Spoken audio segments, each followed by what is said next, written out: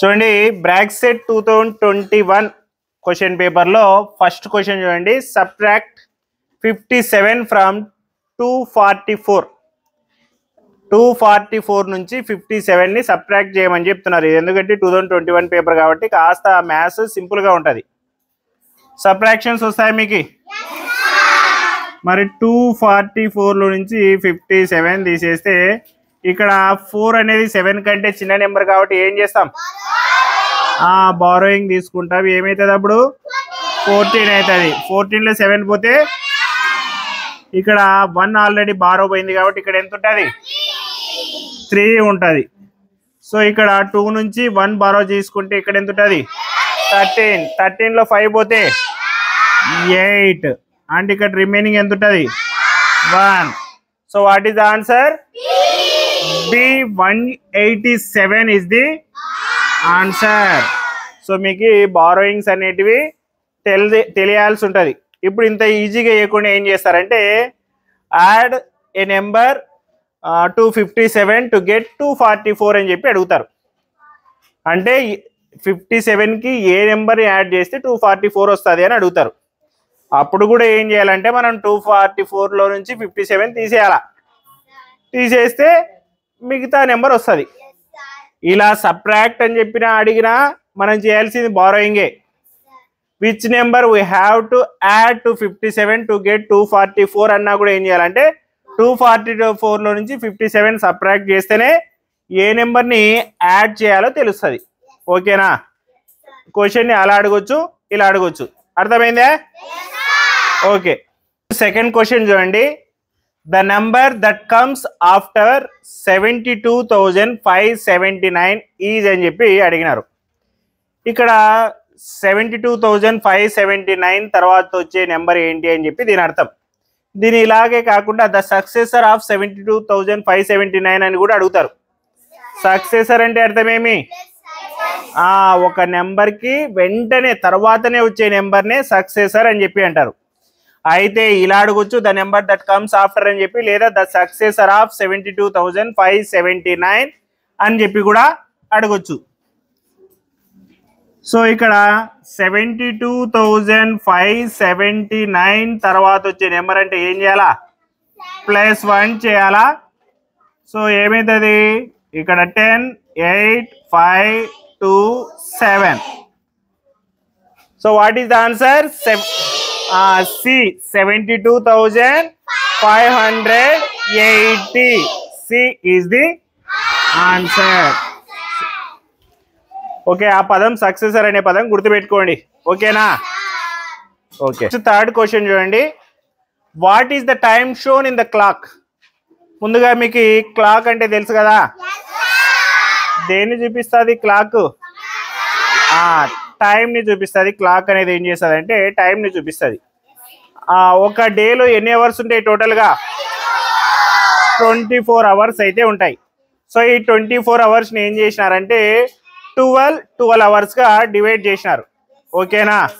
12 hours వచ్చేసి mid night నుంచి afternoon వరకు, తర్వాత 12 అవర్స్ వచ్చేసి ఆఫ్టర్నూన్ నుంచి మళ్ళీ మిడ్ నైట్ వరకు. ఓకేనా? కాబట్టి వాచ్లో టోటల్గా 12 నెంబర్స్ అయితే ఉంటాయి. ఒక్కొక్క నెంబర్ వచ్చేసి హవర్స్ని అయితే డినోట్ చేస్తుంది. ఓకే, ఈ ఒక్కొక్క లైన్ వచ్చేసి హవర్స్ని అయితే డినోట్ చేస్తుంది.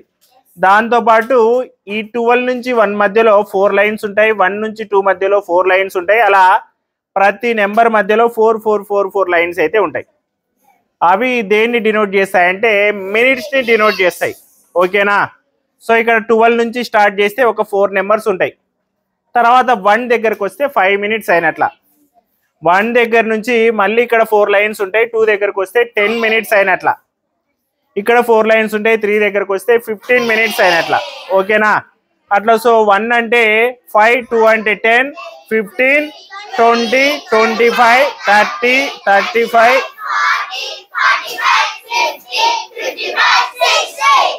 టోటల్గా వాచ్లో 60 మినిట్స్ అయితే ఉంటాయి. ఓకేనా? 12 అవర్స్ 16 మినిట్స్ అయితే వాచ్లో ఉంటాయి. సో దాంతోపాటు వాచ్లో మెయిన్గా 3 హ్యాండ్స్ అయితే ఉంటాయి. ఒక హ్యాండ్ వచ్చేసి ఫాస్ట్గా కదులుతూ ఉంటుంది, ఆ ఫాస్ట్గా కదిలేటువంటి హ్యాండ్ ఏమంటారంటే సెకండ్స్ హ్యాండ్ అని చెప్పి అంటారు. మిగతా 2 హ్యాండ్స్ కాస్త స్లోగా కదులుతుంటాయి. ఒక హ్యాండ్ వచ్చేసి షార్ట్గా ఉంటుంది, ఒక హ్యాండ్ వచ్చేసి లాంగ్గా ఉంటుంది. షార్ట్గా వచ్చే హ్యాండ్ని దేన్ని డినోట్ చేస్తుంది? అవర్స్. లాంగ్గా ఉండే హ్యాండ్ మినిట్స్. వాచ్లో టోటల్గా ఎన్ని అవర్స్ ఉంటాయి? 12 అవర్స్ ఉంటాయి. ఎన్ని మినిట్స్ ఉంటాయి? 60 మినిట్స్ ఉంటాయి. 12 అవర్స్ 60 మినిట్స్ అయితే ఒక వాచ్లో ఉంటాయి. సో ఇక్కడ ఏమడుగుతున్నారంటే ఇచ్చినటువంటి వాచ్లో ఎంత టైం అయింది అని చెప్పి చెప్తున్నారు. సో ఈ స్మాల్ హ్యాండ్ అనేది ఏ నెంబర్ దగ్గర అయితే ఉంటుందో అన్ని హవర్స్ అయినట్ల. ఓకేనా? స్మాల్ హ్యాండ్ ఏ నెంబర్ దగ్గర ఉంటే అన్ని హవర్స్ అయినట్ల, లాంగ్ హ్యాండ్ ఏ నెంబర్ దగ్గర ఉంటే అన్ని మినిట్స్ అయినట్ల. ఓకేనా? ఇది స్మాల్ హ్యాండ్ ఏ నెంబర్ దగ్గర ఉంటే అన్ని హవర్స్ అయినట్ల, లాంగ్ హ్యాండ్ ఏ నెంబర్ దగ్గర ఉంటే అన్ని మినిట్స్ అయినట్ల. సో స్మాల్ హ్యాండ్ ఏ నెంబర్ దగ్గర ఉంది? సో ఎన్ని అవర్స్ అయినాయి? 8 అవర్స్. లాంగ్ హ్యాండ్ ఏ నెంబర్ దగ్గర ఉంది? 4 5 20. So what's the time? So correct answer is B. 8:20 అయితే ఈ క్లాక్ లో టైం అయింది. అర్థమైందా? లాంగ్ హ్యాండిల్ అనేది మినిట్స్ ని, లాంగ్ హ్యాండ్ అనేది స్మాల్ హ్యాండ్ అనేది అవర్స్ ని డినోట్ చేస్తుంది. సో ఈ హ్యాండ్స్ ఏ నెంబర్ దగ్గర ఉంటే అంత టైం అయినట్లు. ఓకే, అర్థమైంది కదా? ఓకే, నెక్స్ట్ 4th క్వశ్చన్ చూడండి. What is the next number in the following series? Series అంటే అర్థం ఏంటంటే కొన్ని నెంబర్స్ని ఒకదాని తర్వాత ఒకటి రాసుకుంటూ వెళ్తే దాన్నే నెంబర్ సిరీస్ అని చెప్పి అంటాం.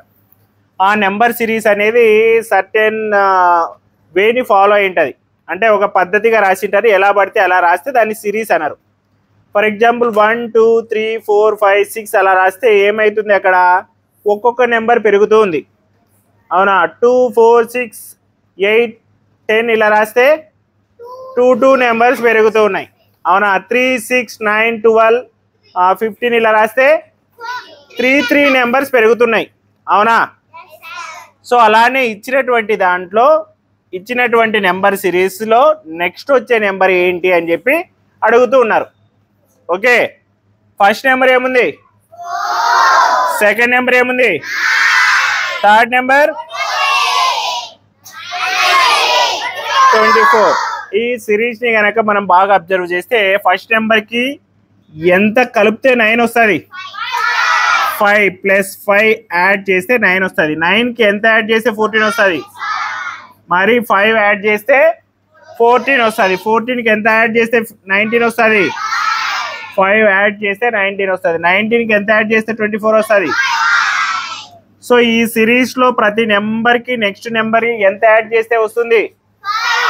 5 యాడ్ చేస్తే వస్తుంది. సో 24కి 5 యాడ్ చేస్తే ఎంత? 29. అవునా? 29 తర్వాత నెంబర్ చెప్తారా? 34. సో ఈ సిరీస్ నెంబర్ సిరీస్లో ప్రతి నెంబర్కి నెక్స్ట్ వచ్చే నెంబరు 5 యాడ్ అవుతూ వస్తుంది. So what is the correct answer? B.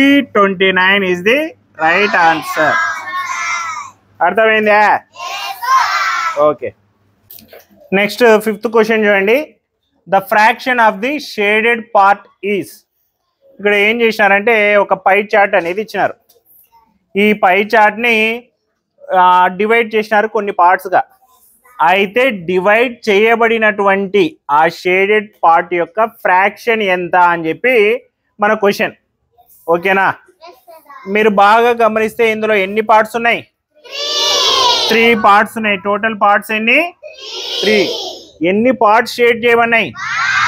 1 part shade చేయబడింది. సో ఇక్కడ ఫ్రాక్షన్ అంటే అర్థం ఏంటి?